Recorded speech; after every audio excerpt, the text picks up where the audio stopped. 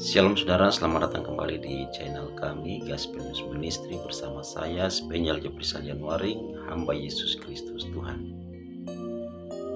Nah saudara, di video kali ini saya akan membahas satu topik tentang persembahan Kain vs persembahan Habel. Nah, seperti apa pembahasannya? Simak terus video ini sampai selesai.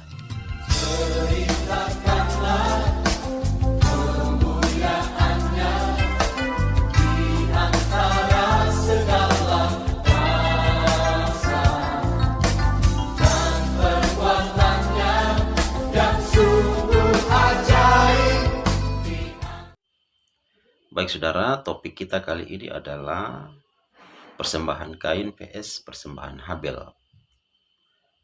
Kita akan baca firman Tuhan di dalam Kejadian pasal 4 ayat 3 sampai 5. Ayat 3 berkata, setelah beberapa waktu lamanya, maka Kain mempersembahkan sebagian dari hasil tanah itu kepada Tuhan sebagai korban persembahan.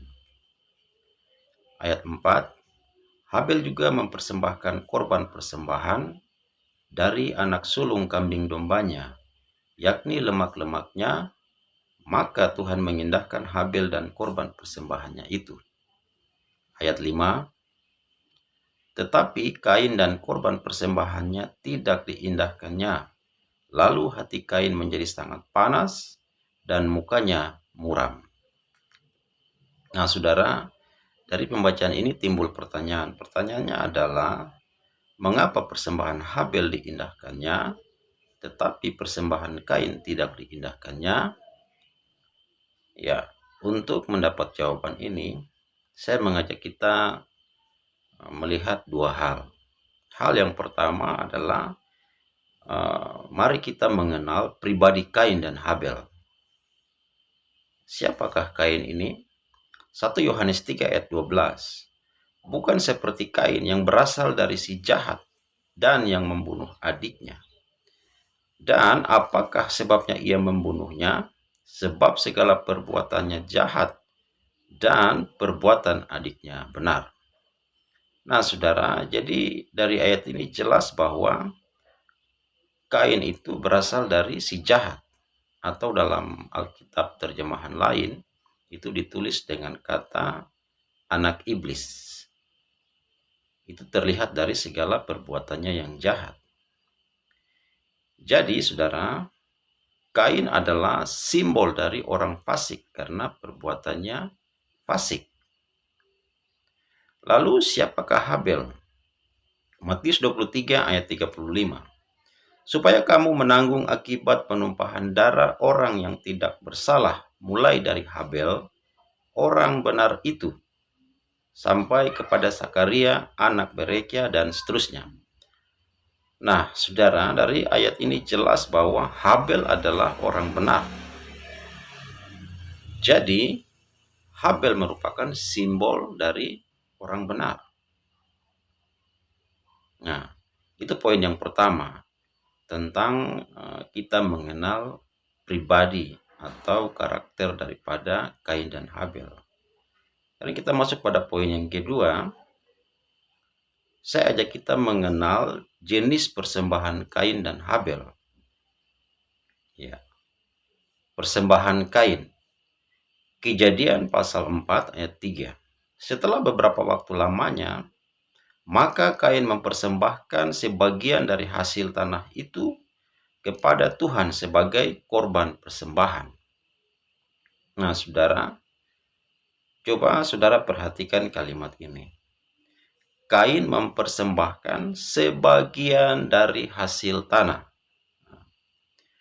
Kata sebagian berarti tidak sepenuhnya. Dan kalimat tersebut menggambarkan sikap hati yang tidak sepenuhnya mengasihi Tuhan. Saya baca satu ayat firman Tuhan dalam Lukas pasal 10 ayat 27. Jawab orang itu, kasihilah Tuhan Allahmu dengan segenap hatimu, dan dengan segenap jiwamu, dan dengan segenap kekuatanmu, dan dengan segenap akal budimu, dan kasihilah sesamamu manusia seperti dirimu sendiri. Nah, jadi saudara, ayat ini di Lukas pasal 10 ayat 27 ini adalah hukum yang utama ya. Nah, di sini ada prinsip-prinsip dalam kasih. Nah, jadi yang pertama itu, kasihilah Tuhan Allahmu dengan segenap hati, yang kedua dengan segenap jiwa, yang ketiga dengan segenap kekuatan, dan yang keempat dengan segenap akal budi, dan yang kelima, kasihilah sesamamu manusia seperti dirimu sendiri. Jadi ada 5 prinsip dalam hal kasih. Nah, jadi saya sangat yakin bahwa 5 prinsip ini tidak ada di dalam diri atau tidak ada di dalam persembahan daripada Kain. Jadi persembahan Kain adalah persembahan orang fasik yang adalah kekejian bagi Tuhan. Ya. Sekarang kita masuk kepada persembahan Habel.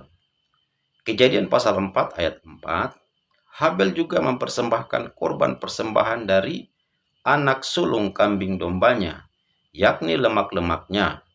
Maka Tuhan mengindahkan Habel dan korban persembahannya itu.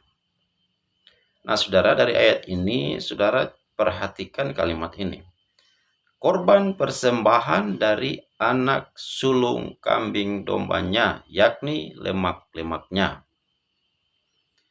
Nah, dari kalimat tersebut adalah, maksud saya, kalimat tersebut adalah gambaran dari sikap hati yang sungguh-sungguh mengasihi Tuhan.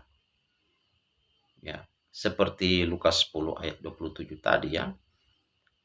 Kasihilah Tuhan Allahmu dengan segenap hatimu dan dengan segenap jiwamu dan dengan segenap kekuatanmu dan dengan segenap akal budimu, dan kasihilah sesamamu manusia seperti dirimu sendiri. Ya, saya sangat yakin bahwa prinsip ini yang menjadi asas dari persembahan Habel, sehingga persembahannya diindahkan oleh Tuhan. Sebaliknya, persembahan Kain tidak berasaskan pada prinsip kasih, dan itu nyata ketika ia membunuh Habel, adiknya itu. Nah, saudara, ada rahasia kebenaran yang saya temukan dari kisah ini yang mau saya bagikan kepada saudara. Yang pertama, Kain dan persembahannya adalah simbol dari orang fasik dan penyembahannya yang tidak berasaskan pada iman dan kasih karena segala perbuatannya jahat. Itu yang pertama.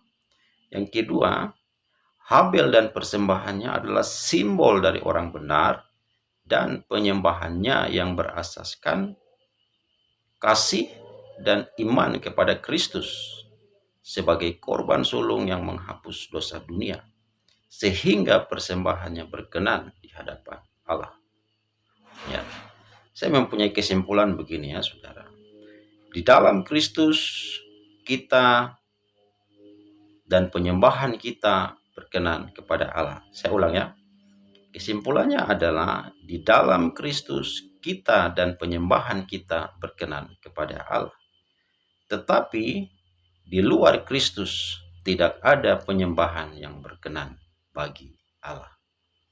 Nah, sebagai ayat penutup, saya akan baca satu ayat, Yohanes 14 ayat 6. Kata Yesus kepadanya, Akulah jalan dan kebenaran dan hidup. Tidak ada seorang pun yang datang kepada Bapa kalau tidak melalui aku. Nah, saya sangat percaya bahwa prinsip ini juga berlaku dalam hal penyembahan. Penyembahan kita tidak dapat sampai kepada Bapa kalau tidak melalui Yesus Kristus sebagai korban sulung yang sempurna dan yang berkenan kepada Allah. Sekian dari saya, semoga firman Tuhan ini bermanfaat bagi kita semua. Shalom.